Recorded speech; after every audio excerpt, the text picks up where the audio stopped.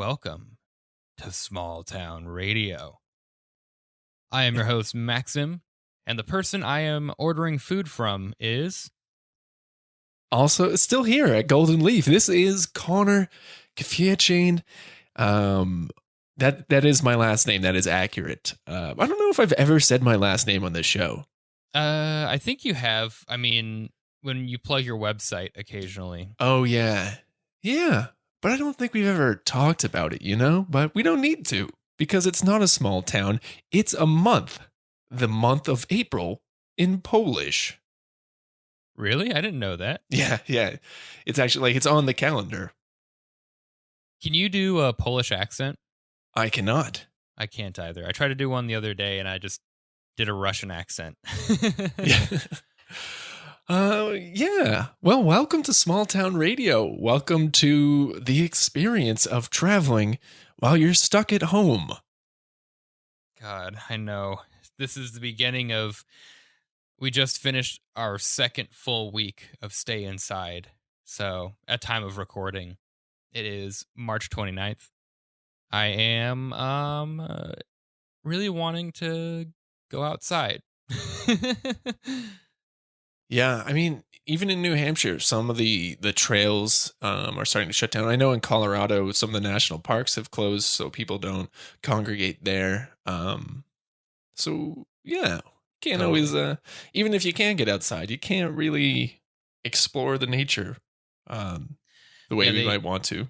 They shut down all the ski resorts in Colorado, and my brother, I'm a big skier. My brother's snowboards like way more than I ever ski. Like within the first 3 months, he put like 30 days on his passes or something like that. It was insane, but because the ski resorts are closed, I know today he's up at Berthoud Pass with his buddies, which is like a mountain pass that you can just park your car and hike up and ski down. Oh, I thought it was a path where other mountains were born. Berthoud Pass. Yep. Yep. This is a mountain that births other mountains. Berthoud Pass. Yep. But yeah, I know he's up there today. My mom was telling me that last time they were up there was apparently a bunch of police up there, but they weren't stopping people from skiing. That's interesting. Huh. Well, that's, yeah. Hope everyone's doing well. And if you're scrolling through Instagram while you're listening to this, you know where you should go? Do you know, Maxim? Is it a small Chinese restaurant by the name of @STRadiopod? I guess we are now. Oh my, that's something I miss in New York. But yeah, that is our Instagram @STRadiopod. Are my crab rangoons still warm? Are they keeping okay? They are keeping okay. We keep them in the freezer until they go into the fryer. Nice. Well, yeah, get after us on ST Radio Pod at Twitter and Instagram. Hit us up, interact with us. We like to have fun with this podcast. We love it when you guys tell us nice things. Yeah, give us compliments. Yeah, give us compliments or hate mail, too. I'm open to that because then this can become a show where I read hate mail and then I yell at people. It's better than yelling into the mirror right now, right? Yeah, right. I'm actually, I'm going to trim all the hair off my head today. Oh, you're doing it yourself? Yeah. Well, my girlfriend's going to do it. Yeah. But I have my beard trimmer, which I think should be able to do it just fine. But barbershops are closed and my hair is getting gross. And I had a Zoom chat with my family the other day, like all my extended family on my mom's side. Mm-hmm. And for a minute, I was like, maybe I should just like trim my hair in the middle of this Zoom chat and just record it and see everyone's reaction. Yeah. And then I stopped for a minute and I was like, that's going to come off like a little unhinged. Like, Yeah. that's going to be a little psycho if I do that. So I'm going to hold off. Psycho killer. Cascade. Fa fa fa fa fa. You're a Talking Heads fan. Yeah, what just the two songs I know. What is what does he say after Psycho Killer? Is he saying cats can see? I think he says, I've always thought it was cascade, like just random sounds. I don't know. Let's look it up. Yeah, I'm going to look it up right now. Psycho Killer lyrics. But that would be that would seem a little Britney Spears-esque, right? Oh, it's like Oh, here we go. It's French. Qu'est que c'est? Kiss. I don't know what that means. Let's find out. Fa fa fa fa fa fa fa fa fa better. Fa. Run, run, run, run, run, run, run. Yeah. Okay, so the phrase is used when you want to ask what is going on. However, Oh. in my mind, this literally means what is it that it is? That's an answer on Stack Exchange. Oh. Okay. What's going on? Interesting. Okay, well, you learn something new every day. Yeah. And the days go by and let the water hold me down. Oh, this podcast is brought to you by the Talking Heads, which is what a lot of people are doing on Zoom right now. Hey, how much do you think we're accelerating into Fahrenheit 451 right now with the people sitting on screens? I want to say, per the style of this podcast, I don't get the reference. Have you never read the book? No, I'm not going to say I don't read books on this show, but I don't really read books that often. It's like a dystopian novel where they're burning books, and the protagonist's wife, has a scene where she's just sitting in front of a bunch of screens with a bunch of different people talking, kind of like Zoom is now. Yeah. But it's kind of foreshadowing because this technology wasn't out. But that's really all she would do day in and day out, was talk with people, not in person, but through the screens, which is what we're doing now. Imagine thinking that like using a video chat room is like a sign of the apocalypse. Like back in the day, you're like, I'm going to write a book, and the worst thing that could happen is these people can talk to each other's faces over the internet. Yeah. Oh man. Yeah. Well, what else we have? So we did plug our Instagram, Twitter, and we have a Facebook as well that people can go to, which is Small Town Radio, and then we have a Gmail that we're looking for town suggestions. If you're stuck in a small town and want to send us some information where you are, where can they send it to? smalltownradiopodcast@gmail.com. You can also, when this episode comes out, you have 7 more days to submit your Goblin Gauntlet contest submission. So draw a picture of a goblin, send it our way, and the community will judge your artwork. Yeah, and if you win, if you are triumphant, if you are the victor of the first annual Hunger Games, Goblin Gauntlet, then you win $100 and pride for your district. $100. You know how much toilet paper you can buy with $100? One, given the way it's being rationed right now. You have to go to some alleyway in the Bronx, and a guy will sell you 1 roll of toilet paper for $100. Yeah. I'm not worried about the toilet paper thing. But no, I've got enough. We do like an Amazon subscription, so we had lots of toilet paper before this whole thing even started. You were ready. Someone knew. Yeah, one thing we didn't have, that my girlfriend bought 12 of those giant tubes of Clorox surface wipes. She bought like 2 cases of them. So there's 12 of these tubes. And the other day I was going to her place, and I basically traded her 3 rolls of toilet paper for 1 canister of sanitary wipes. That's the time we're in, folks. Me and my roommates were joking, like, what if this is like the future? What if we're all parents one day and we're like, go clean your room and don't forget to sanitize your doorknobs and light switches? Hey, we don't know. Yeah, I've stopped kind of reading the news on coronavirus other than, the major updates. So I'm trying not to think too far ahead and stay as normal can be. One day at a time. Yes, exactly. One day at a time. So again, Sam has the day off, right? Yeah, Sam's got the day off. Social distancing. He's doing okay though. We had a little chat earlier, and I think everything's going well. He's stocked up. He's staying inside. He's only going for 1 state mandated walk in the evening. Yeah, I don't know. Things are okay. They're good enough. Sam's been playing a lot of Animal Crossing. I've been playing a lot of Doom. Great time to stay inside. This is like the only time in my life where I feel like I'm having guilt-free video game time.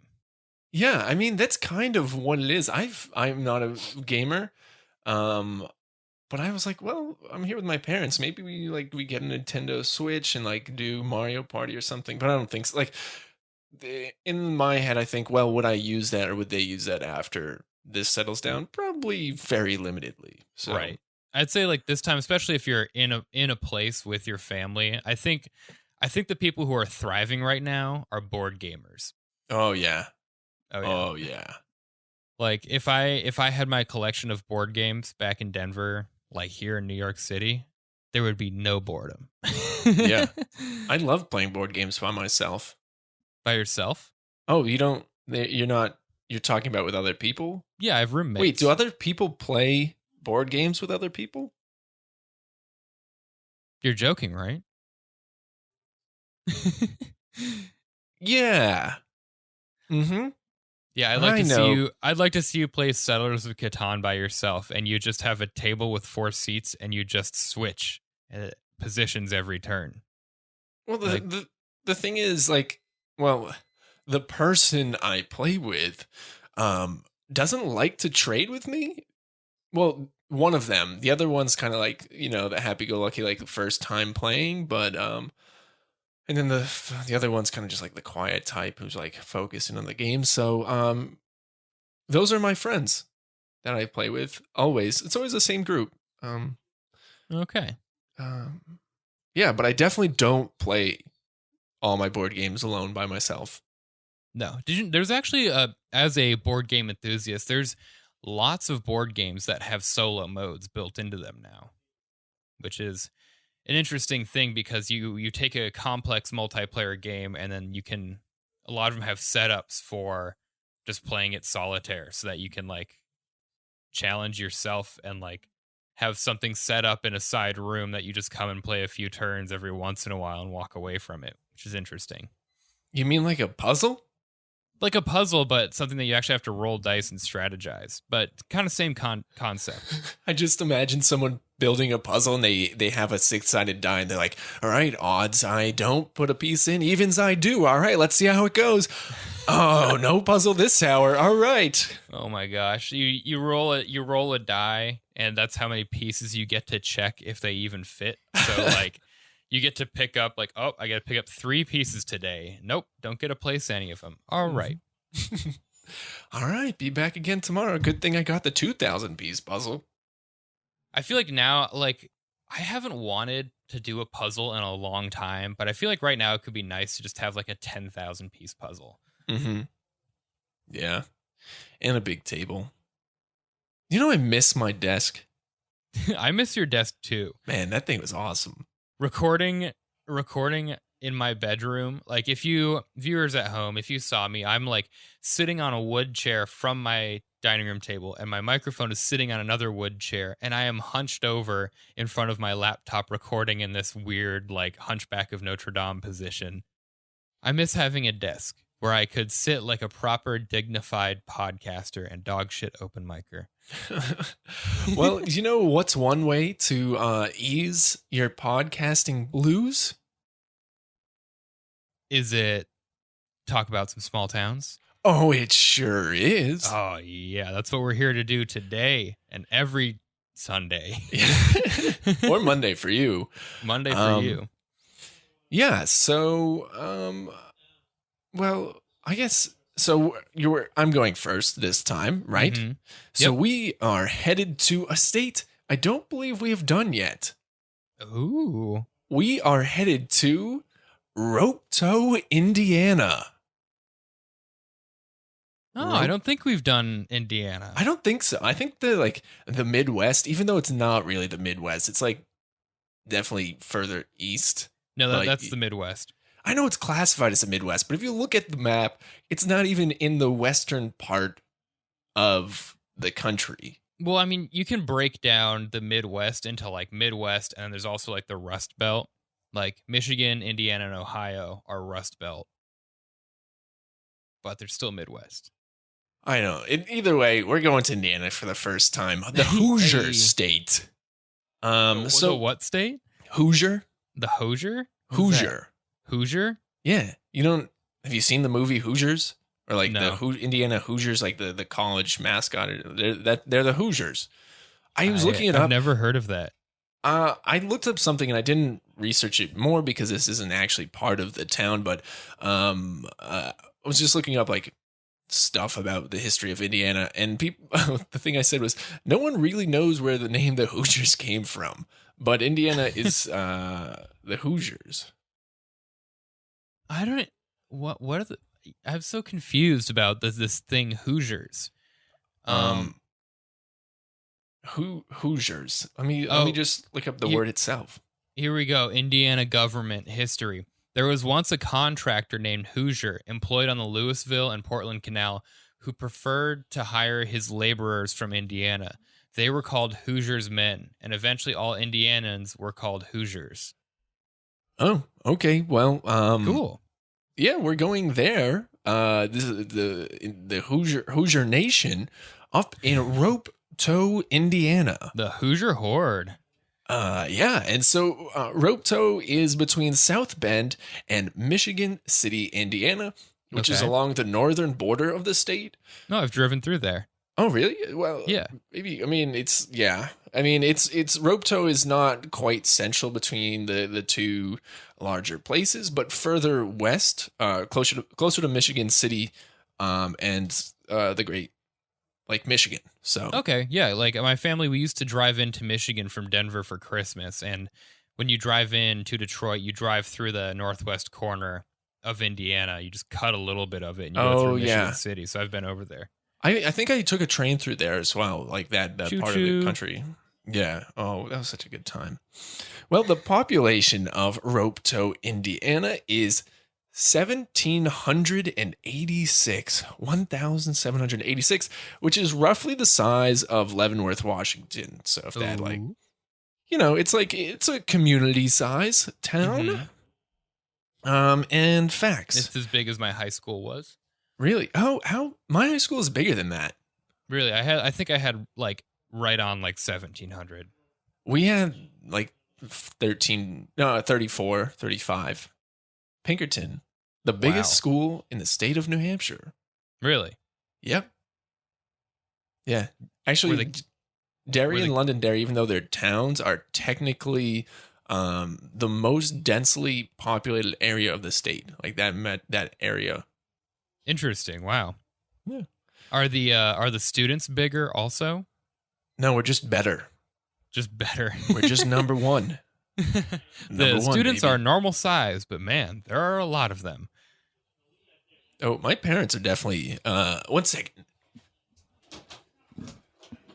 Connor's running away from the microphone to be like, "Mom, Dad, shut up." A little bit. A little bit. Do you want to say hi to the folks at home? Hello, folks at home. How are you? Hi, Connor's Good. dad. I just Maxim says hello. I just want to let you know. What's no? I just booked Southwest for Ropetoe, Indiana. Oh, nice. Yeah. Yeah, I was talking with my parents earlier about it. I mean, not flying right now with everything going on, but yeah, for the future. First trip. First trip. Yeah. So okay. Facts about Ropetoe.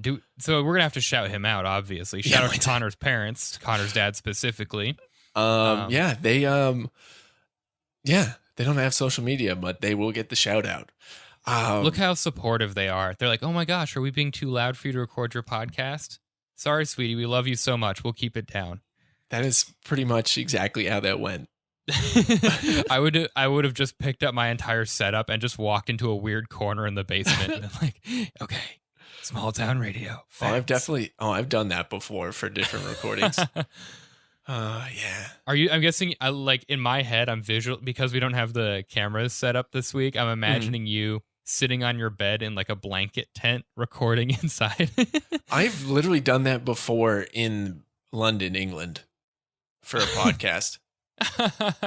Man, podcasting. The lengths we go, but now we go to Ropetoe. Ropetoe. Ropetoe. The lengths Okay, we go for Ropetoe. The lengths of rope we go for Ropetoe. Well, the history of Ropetoe. So Ropetoe itself was pushed into the path of townhood in 1856 by Arthur Frederick Toe, who purchased land from the Indiana state government to set up dun, dun, dun, dun, dun, a rope factory. Ooh. Right? And I'm guessing that's where the name comes from. It didn't like specifically say it, but I just want it to be true, and I feel like it has to be because it's like 1 + 1 = 2.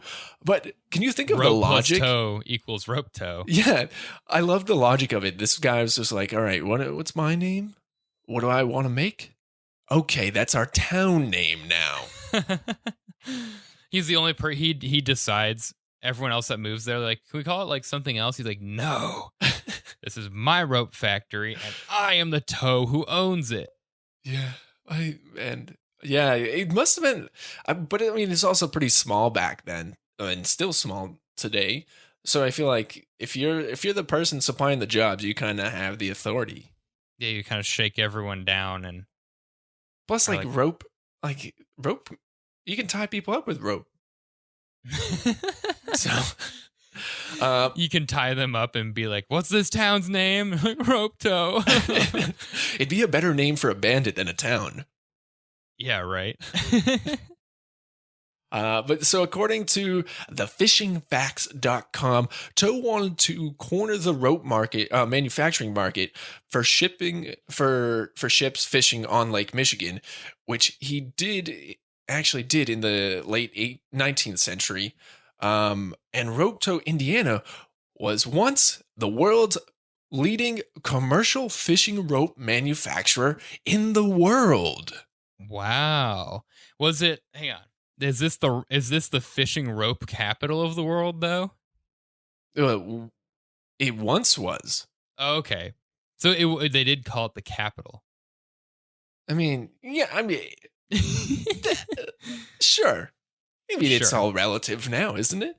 You know, I'm absolutely crazy about places called the something capital of the world. You know, I just Googled something capitals, former like manufacturing capitals in the U.S. to get this, right? Non-legal capitals of the world.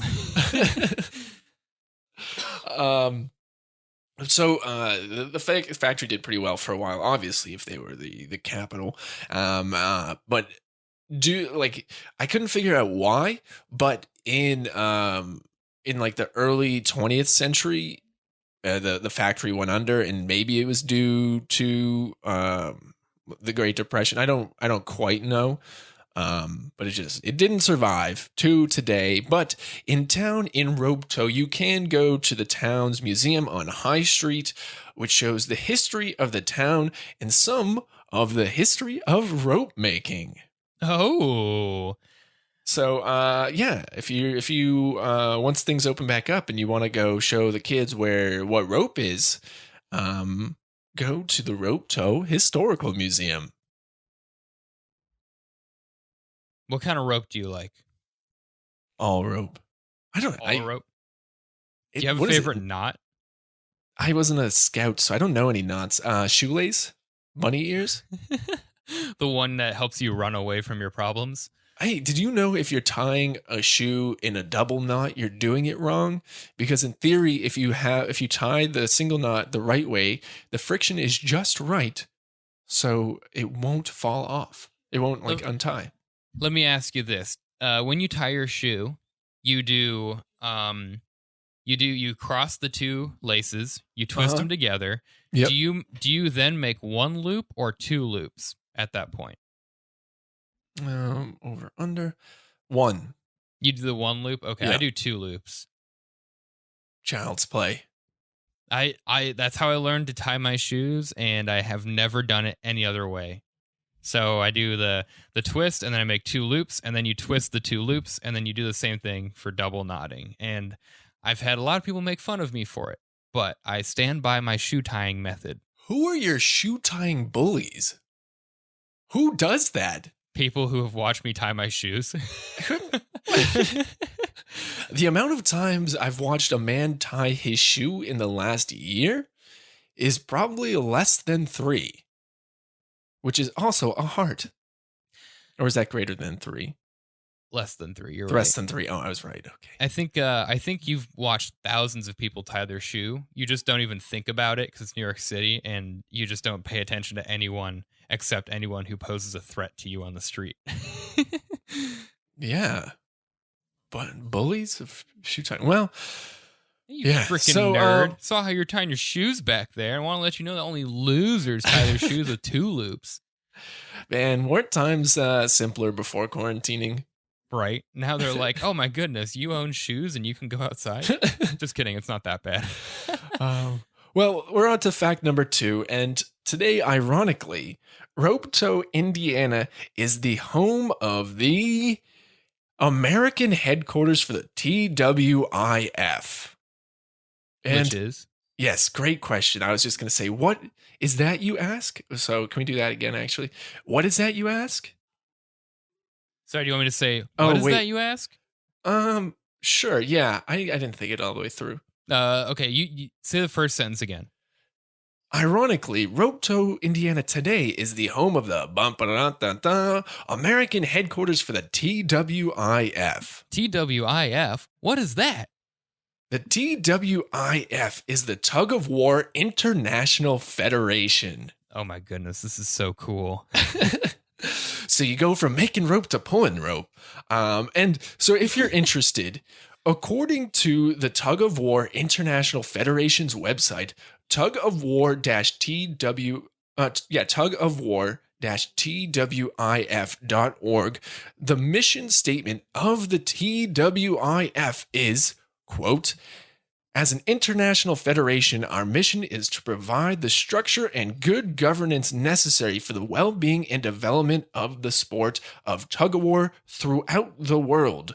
Our primary objective is to attain a sufficiently high level of excellence and universally to expedite the acceptance of the International Olympic Committee as a sport within the program of the Olympic Games, a status held by our sport in the early years of the 20th century.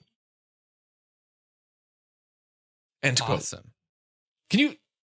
Tug of war was in the Olympics. That's mind blowing. First of all, but the other thing that's really wild on this website is they have a whole anti-doping section. Anti-doping for tug of war. Yeah, yeah. Let me ask you this: when you're training for tug of war, do you train your arms or do you train your legs? I think it's a whole body workout. It's also teamwork. You train your friend's legs. I'll pull your rope if you pull mine. Yikes. Yikes. These guys are out there and they're not pushing rope, folks. They're pulling rope. Oh man. Yeah. So every summer, the top teams who won their regional competitions, and there are 8 regions of the TWIF in the United States, head to Ropetoe, Indiana to compete for the right to represent the U.S. at the World Championships. And during the week-long competition held in mid-June, the town population quadruples in size as tourists flock to the city for the event. Wow. So that means there's like 8 to 10,000 people in Ropetoe. In the middle of June. And if you really want to get into the weeds, yes, Ropetoe does hold both the indoor and outdoor championships in the U.S. I'm guessing, are the ropes actually different for indoor versus outdoor? I don't know. I didn't get too far into the weeds. It was just on the website because you could see like on their main page, like indoor and outdoor. Let me ask you this. You might know this. Is the mud pit between the two teams, is that regulation or do they do that? They must. Let's see. Let me actually go to the website. Did I close the tab? Nope. No. I'm just going to look at. I'm going to turn down my volume real quick.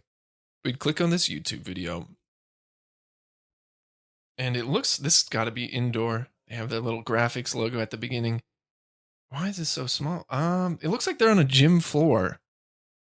And there's like a mat down. So there's got to be, I think there's a standard size of like number of people. Obviously, there's got to be a number of people standard. But yeah, this has got to be the indoor competition. And there's like a mat. So there's got to be some type of gripping. And then it looks like there's something underneath the mat to also hold it. So there must be a standard length, and there must be a standard distance that the flag in the middle has to travel. Oh, So, okay, gotcha. Well, I'm looking this up. yeah, I'm that surprised is how a tug many of war how for many the teams ages. there are. There's a lot of teams that are involved in this. Hello? Hello, can you hear me? Can you hear me okay? Hello? I can hear you. Did I lose you? Oh, I can't hear you, but I can see you. You should be able to hear me. Can you This hear me? is wild. Can You hear want to call sir? me back? No, I turned my volume all the way down. Idiot. Can, I can you hear me now? I can. I turned my volume all the way down so it wouldn't come through my laptop. But you know how I hear through my laptop? My headphones. So yeah, that is that is what happens in Ropetoe, Indiana. Wow, I looked up the TWIF. There's a lot of teams that compete in this. There's so I just like the irony of like this was once a rope making town, and now they tug of war, which is the only predominantly rope heavy sport, or like when it's the only equipment you need. They really just leaned into this whole rope thing. I hope so. I hope someone was like at the museum was like, you know what? I've got an idea. But yeah, our third fact is another wild one because like this town kind of has all the major categories. It has like some interesting history, some things that are happening currently, and then so the third, we have geography. Some geography. Well, like yeah, I guess geography, like kind of it's nature facts, geological words. So, so along, so actually in town today, they have High Street and Second Street.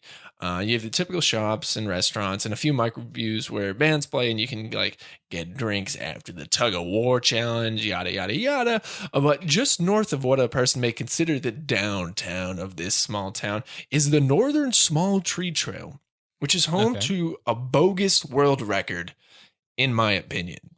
Okay, let's hear it. And the record is the longest straight wooded hiking path in the world. What?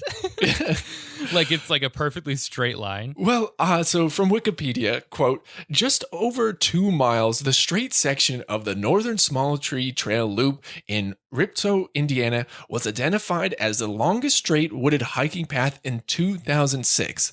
And according to the bogus rules of this obscure record, the path qualified by having no obscurities in the line of sight for the entire 2 miles and has an uninterrupted through line that runs the entirety of that stretch. Okay, I mean that's kind of interesting. I feel like that would be a really good spot to take some cool pictures. I mean, would be cool. It's kind of like the light at the end of the tunnel thing, but I mean, I don't know where the name Small Tree like comes from. There's probably some light coming in. But I kind of feel like, that's one of those ones if you like make the category small enough, you get it. But 2 miles is a long distance. Yeah, I mean. So, it must stretch out of town, but it seems to start in Ropetoe itself. So interesting. The head of the path, the loop there. Yeah. Well, I mean, I would be super down to check that out, honestly. Like, I do love when you get the tree tunnel effect on a path or like a road and you get the straightaways. I think it's so cool. So I would be super into walking that. Yeah. Yeah, and it's a loops too, so you can kind of like, go. You don't need to go the 2 miles and like come back. Ugh, I love a good loop. Nothing like a loop. All right, well, is that what you got for Ropetoe? That is Ropetoe, Indiana. Wow. All right. Well, thank you for your research. That was quite an interesting town. Yes. Indiana, don't let us down. Never let the Hoosiers never disappoint. We're the Hoosiers, not the losers. The Hoosiers, not the losers. That's what they say when they lose a tug of war match. They're like, "We're the Hoosiers, not the losers." Yeah. I mean, go figure. All right. Do we want to get into our sponsors? Do you have a sponsor for us today? Yeah, I do. I do. Thank you so much for asking. My sponsor is April Fools. I made up that town. There is no Ropetoe, Indiana, and if there is, I apologize for making up all this stuff about you.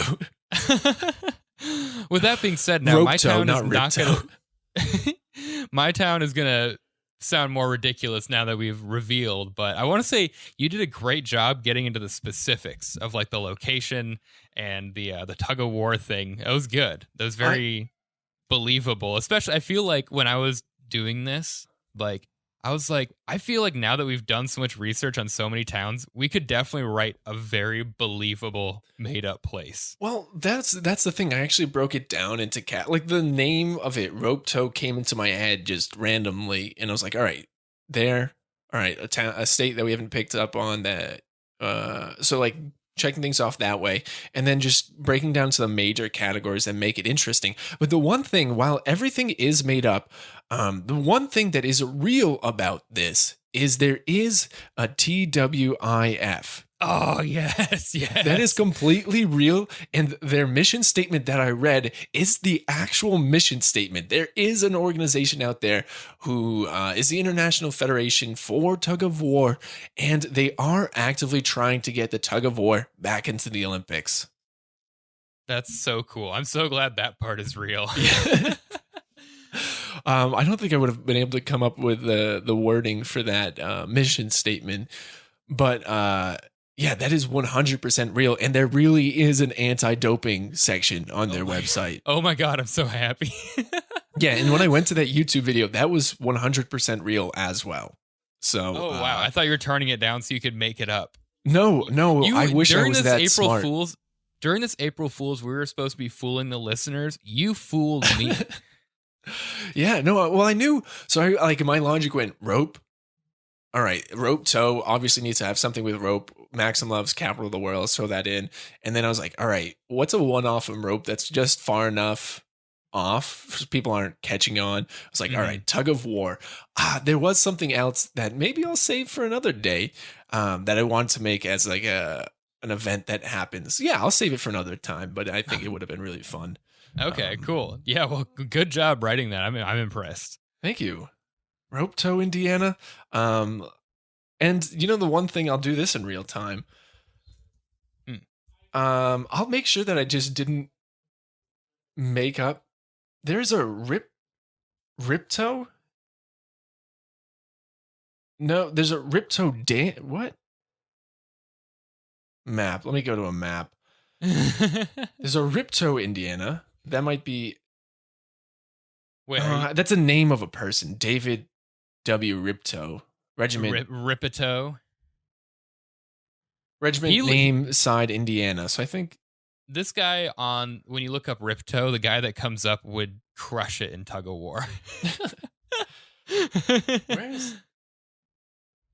Yeah, I don't think this is good. Oh man, that would have been bad. You're like, I just made up all these facts about a town that's actually real. Yeah, right. It happens to be in Northwest Indiana too. Yeah. All right. Yeah. Well, I want to get to my sponsor today. Today, I am sponsored by Good News, a podcast that Connor produces and writes and performs. It's his other podcast. Yeah. It's for you listening at home, I highly recommend you check it out. If you hate the fact these episodes are an hour long, boy, are you going to love Good News, a podcast. Yeah. Good News is a podcast that I've said for multiple weeks now that I'm going to use to plug this podcast. And, you know, one of those things that you put on the checklist and you're like, all right, this week I'm going to do it. And each week it is this week, but it turns out at the end of the week, it's actually next week. But yeah, it's a project that I used to do. It's coming back in part because my sister and I were talking about like silver linings that are happening during everything that's going on with coronavirus. And the big thing that I learned doing this podcast earlier was that typically good news comes from bad situations. And I mean, we're in a pretty bad situation right now. Yeah. So there's some positive out there. Big thing is this what's time. What's the format? This format right now, it used to be just a completely scripted thing um, that I created, but now I really want it to be listener driven. So I'm looking for people to call in to the podcast or send me voice memos at you can send me a voice memo at my email, which is connorkviecien@gmail.com, spelled CONNORKWIECIEN, and as in Nancy at gmail.com, or just there's a Google Voice, but just go to at good news underscore podcast on Instagram, and you can get all that information there. Yeah, and I think we'll probably put a link in our small town radio description to pop you over to that one as well. Yeah, well, I'd appreciate that. But yeah, hopefully it's just quick, easy. Helps you kind of. It's a little bit of escapism. It's like it's fun. It's light. It's just people call in with good news about the world or their personal lives, and it's a cheery little thing. And you get to hear Connor in his prime of reading a script he wrote for himself. Yeah, I'd love to. Another thing too is I know a lot of creative people have been making stuff during this time and putting it out like on Instagram or whatever. But I'd love to get a feature in there where I actually feature certain creative people, comedians or otherwise, and promote their stuff at the end. But we'll see. Yeah, that's go check it out. Thank you for your sponsor. Yeah, go check out Good News a podcast, as we discussed in episode 9 with Olivia. Yes. Shout out to Olivia, who was a big part of that project early on. So yeah, if you're looking for something a little bit cheerier in these trying times, go check that out. I know that our podcast is super cheery. Also, so you can just listen to small town radio if you want. And, yeah, I'll just embed it right here. Okay, how's that? Did you enjoy Good News? Or I'll embedded it the other way around. They're like, why is this episode an hour and a half long? Just gotta listen. All right, cool. Well, we're gonna move on. I'm gonna do my town before we get out of here for today. You ready? I'm ready. So my made up town is Gleeland, Montana. Gleeland. Western location, Western Montana, near the Idaho border. The population is 52 as of the 2010 census. And I really made an effort to make sure I would win the small town award this episode when we're making up towns. I did like take a look at yours just to make sure we were in the same state, and then I read where it was. And my favorite part is that it is along the Montana-Idaho border, which is a large area. Yeah. It's a very long, wide range of places. Is it the world? Wait, can I guess one of the facts? Yeah. It is the world's longest town. No, actually, I was thinking about doing something like that. I was going to do a town where the town is exactly one street, and then everything on the town is built on one side of the street, and it's just like a straightaway. But I was like, that's just stare into wilderness. Yeah. But congrats on the small town award. For those of you keeping track at home, all I had to do was make up a smaller town. Make up less people. Okay. So I'm going to get into fact number 1. Gleeland was founded in 1867 by a Civil War veteran by the name of Glancy Pibbins. Traumatized by the bloodshed he witnessed in battle, Glancy left his home state of Virginia for the Rockies and Montana territory. There is no historical record of how Gleeland got its name, but some believe that the letter Glancy left his mother upon his departure hints at its origin. Quote from their historicalsociety.org. Dearest mother, there was no greater mercy than returning home to you after the war. Every day in the field, I would dream about the peace I would find here upon my return. Alas, the glee I found in my childhood in this home is now gone. My soul has been painted with the deafening explosions of cannon fire and the shouts of men charging into battle. I fear if I stay here, I will never find sleep again. I have set out west to find somewhere that I can find some silence and feel like myself again. I will write as often as time allows and will pray for you twice as often. I look forward to starting the cabbage farm I have always dreamed of. Yours forever, Glancy.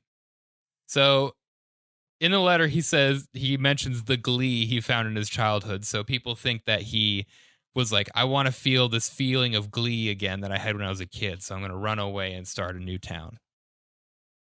I mean, that feels like what I wanted to do as a child. Yeah, start your own town. Yeah. Well, you just did earlier on this episode. Gleeland. All right. So it's just kind of like a mountain kind of small community for a long time, but just like general, like a little bit of mining, a little bit of farming, lumber, just kind of general.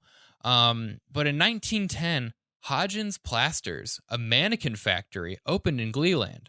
Herbold Hodgins, the owner and lead designer at the factory, became internationally renowned for his lifelike mannequins. Fashion companies from stores around the world would come and visit him in his factory. They would often commission him to create custom mannequins with unique features standing in elegant poses. In 1922, Gleeland was named, quote, the mannequin capital of the world. There it is, right? You think I'm going to make up a town and not make up a capital of the world? Come on. The thing that gets me though is when if I think of like a lot of mannequins in one place, I immediately jump to, wow, that's creepy. And the irony of this, these mannequins, I'm guessing thousands upon thousands of mannequins stored tightly together in neat rows in a factory in a place called Gleeland, is kind of the setting of maybe a horror movie, or like iRobot instead of iRobot, iMannequin. iMannequin. Well, just you wait for the second part of this fact. Oh. At night, they come to life. Right. Okay, so Herbold died in 1943, and his son took control of the company until its closure in 1968. While the factory was running, hundreds of defective mannequins would be discarded behind the factory every year, and local youth would often steal these rejects, dress them up, paint them, and hide them in the woods surrounding the town. Thousands of these mannequins still remain. It is in what is now called the Gleeland Mannequin Forest. That's so. See, a part of me that's really, really clever, but also, not but, it is really clever, and I feel like it could be really beautiful in the right lighting, but extremely creepy. Oh yeah, anytime after 6 p.m. That was the goal. Like, and I will tell the listeners, I made sure that Connor was going first this episode, because when my town gets into it, it's like, this has got to be made up.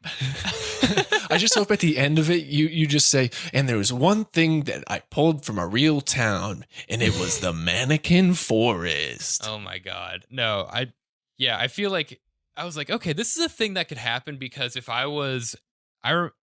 feel like I would be someone, as if there was a bunch of discarded mannequins, I'd be like, hell yeah, let's paint them in creepy ways and put them in the woods. Like, no, not for me. Oh, I get scared. I'm a scared little boy. Fact number 3. Today, the town is mostly a ghost town, with the remaining residents running a very successful zip-lining tour company. The Gleeland Zip has some of the longest, highest, and fastest zip lines in the United States. The company employs 38 of the 52 town residents. Tours are given 365 days a year to an estimated 30,000 visitors annually. Matt Mungbuck, legendary zipliner of the Andes and winner of 19 Zippies, described Gleeland in a 2012 issue of Zip Masters. Quote, Gleeland is terrifying to drive into. Whenever you look into the woods outside of town, you can find a mannequin looking back at you. When you get to town, though, you're greeted by the warmest bunch of zippers, which are zipliners, you ever met. They love what they do here, and they love their odd little town. I happened to show up on the day of their annual Crotchless Jeans Drink-A-Boot Festival. What a wild time. As dangerous as it is to hop on the line 5 boots of beer deep, it was an experience I will never forget. These people are some of the most hospitable zippers I've met in my 34 years of zipping. I plan on making Gleeland a regular stop on my annual tour. These lines are steep, fast, and completely off the hook.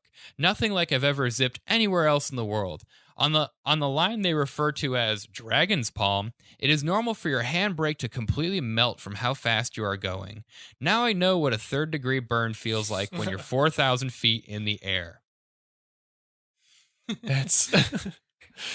I like to imagine that this place has kept their zip line opens today and everything that's happening. And there's like one like this man who's clearly a zip line enthusiast who just goes up and rides down and goes, "Can't catch me, Corona, can't catch me," as he's zipping down the lines. I'm social distancing at very high speeds. And last thing about this fact, Gleeland ziplining guides have 15 Olympic ziplining medals between them. They're often flown around the world to lay lines and compete in events. So you'll notice that we both mentioned the Olympics. However, my Olympic sport is completely made up. But it sounds as real as mine. Right. Maybe also both of us feel a little sad that the Olympics aren't happening this year. Yeah, it's honestly kind of a bummer because I mean, I know Tokyo's disappointed because the economic impact the Olympics have. And if your city is gearing up for Olympics one year, you spend all these resources and you're expecting the turnaround to happen on that date. But now they have to wait another year for their economic return on these things. Yeah, So. it's tough. But at least you can imagine ziplining at the Olympics in your head. Are you a summer or winter Olympics guy? Summer for sure. Okay, what's your favorite summer Olympic sport to watch? I enjoy watching track and field a lot. I went to the Olympic trials. I went to the Olympic trials. I didn't get into the stadium, but I got into the venue at Eugene, Oregon, because they host them there every year. So I was there between just in the summer in my college town where the Olympics trials were held. So you'd see like Eric Jenkins was at the Olympic trials and he's from New Hampshire and he ran there and I saw him on campus a few years before. Ashton Eaton I would see on campus. And someone would consider him the world's greatest athlete during his prime because he was the pentathlon champion. And he set the world record for like highest score that. And so yeah, you'd just see these Olympians around, or like people competing for it. So it was pretty cool. Cool. Yeah. What about you? I'm more of a winter Olympics guy because I'm a skier. And I like all the freestyle skiing and snowboarding, the half pipe, like slope style, all of it. I absolutely love it. But for Summer Olympics, I love women's gymnastics. I'm so impressed by like rhythmics or the double bars or the floor routine. I just think it's absolutely incredible what these women do. So yeah, I also like the mannequin design challenge there. The mannequin design challenge. I like the mannequin Olympics. Who can stand the stillest for the longest? Which actually kind of comes into my next fact a little bit. Oh. So this is my final fact. This is a fourth fact for you listeners at home. Resident Mary Trucker holds the world record for most time spent on a zip line at 4 days, 16 hours, and 32 minutes and 10 seconds.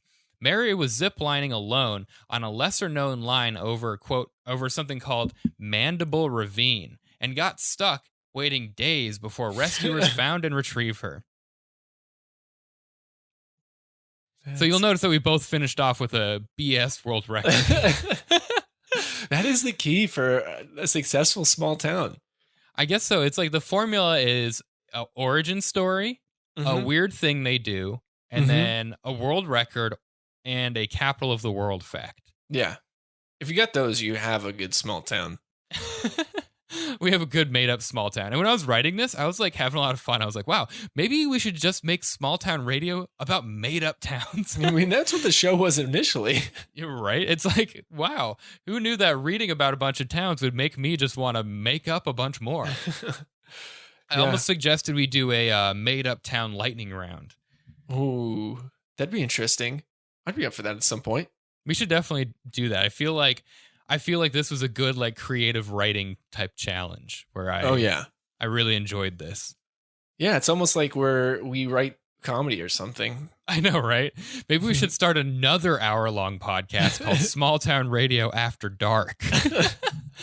And then it's just the mannequins in town. Oh my God, the hosts are mannequins. It's a video show, but it's mannequins sitting at the mics. You know what? We should do that. I kind of want to find clip art or make some mannequins or something and put that on, because this is still going to go up on. You'll still be able to find this on YouTube without the video. But if we just had like mannequins sitting there and people would have to stare at that until they got to the end, just be like, why are there mannequins on my screen? Yeah, right. You have to wait the whole 55 minutes through this show to figure out what is happening here.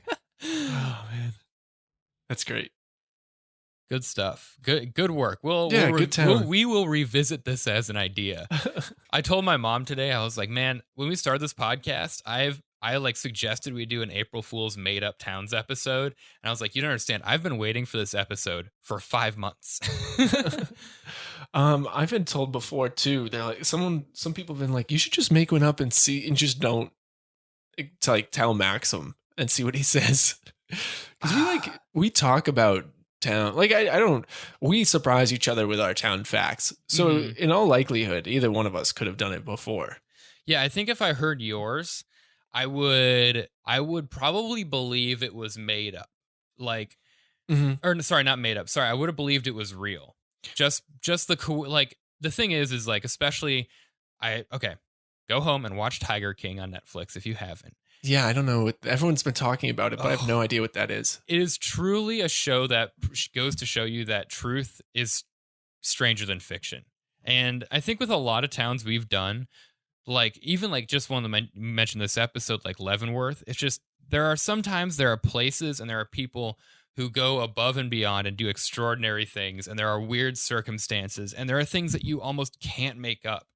So, like, if you put, like, your town, if you were to just throw that into a normal episode, I've been like, oh, this sounds like it could be real. Yeah. I mean, that was the goal, right? I mean, that's what I felt. And so the 2 mile thing, as I was saying that, the 2 mile, I was like, that's really long. That is really long, but also I'm thinking of, it might be challenging in that area of Indiana just because you're near the lake and the terrain is more bumpy. But if you were in, like, central Indiana or something where it's flat, it would be no problem. Yeah. But it was interesting. The mannequins thing. I don't want to ever be in a place with more than 6 mannequins. Yeah. It would be creepy as hell. Yeah. I feel like it would feel like you were in like Meow Wolf or something in the woods, but with that looming terror of like, I think what's scary about mannequins is the fact that if you go, oh, they're just mannequins, and you accept every one of them as a mannequin, one of them could actually be a person, you know? Yeah. Be like, oh my goodness, that's a person lurking there. One thing I've always wanted to do on Halloween, this is so messed up, but I really wanted to do this in like a college town, would be for Halloween, I dress up in an all black morph suit, and then I just act like a shadow, just out and about near where parties are happening and stuff. So I'm like laying down next to a trash can or standing next to a tree, and then people do a double take, like, holy shit, is that a dude? And then I just run away. But that's how you get the police called on you. Yeah, so definitely. I'm never ever doing that. Yeah. It's just a prank, bro. The camera's over there. It's a security camera. It's just a prank, dude. I'm doing it for the security camera. I just want the mug shot at the end, man. Do it all for the mugshot. Oh, next time I have to submit a headshot for a comedy show, I should submit like a mugshot. We should do mugshots. That'd be really funny. If only I had my camera with me in New York. It's a bummer that you left it home. Yeah. I've been like doing indoor photography to like practice. Been doing some food photography. I was playing around in Lightroom the other day. And it was weird because I popped it open on my computer and it loaded all of your photos. Yep. And I was like, I don't remember taking these. I didn't take these photos. Then I was like, oh, wait, it's connected to the cloud that we share. Yeah. Because Lightroom, you can connect to your phone on the app, which is really helpful if you want to edit on the move, but not helpful if someone else also has the app. Then I was thinking, I was like, I was like, what if Connor had like dirty pictures in here? And I'm like, who am I kidding? Connor's not the type of person to do that. But like, also, it's like, I'm not like going to comb through your photos. Like, oh, what does he have in here? I'm pretty sure I only sync, like, I don't sync everything from my phone anyway either. It's just like show photos and stuff. So, yeah. I think I was telling you this before. I cleaned out my smartphone last night and I backed up everything to my hard drive. And then I deleted all the photos off my phone, which is almost 20,000 photos. yeah. And I had like a bit of a panic attack after I did it because I was like, I need to make sure these are backed up. Like, did I just lose everything? I'm like, no, they're backed up. Chill out. But now I'm realizing I needed a second spot to back them up so I don't go crazy. Well, speaking of photos, this is a rough transition. Speaking of photos, you can send us a drawing of a goblin for the goblin contest. Or you can dress up like a goblin, take a photo, and send it in. I would love that. That's a part of it. Ooh, for sure. Let's do a goblin photo shoot sometime. Let's get some like shitty pointy ears and like paint our faces green and just take some goofy ass photos. And then mugshots. And mugshots, yeah. that would be a blast, actually. Yeah. What else we got here as we're wrapping up? Do you have a joke you want to share? Oh, I did think of this. Let's see. I thought of it today in the shower. Now, let me see if I can remember it. The company Q-Tips puts on the box, do not clean out your ears with Q-Tips. But I still clean out my ears with Q-Tips. Oh, my goodness. Do you hear my parent? Hey. I'm still recording, but you get... So I will stop. Hello. To be honest. Oh, hello. Hello very much. Oh, hello. Hi, welcome to This is Small you. Town Radio. Yeah. He's recording right now, so. Oh, no worries. I just want to cut you off before. Yeah. No, that's all right. I'll be out in just a minute.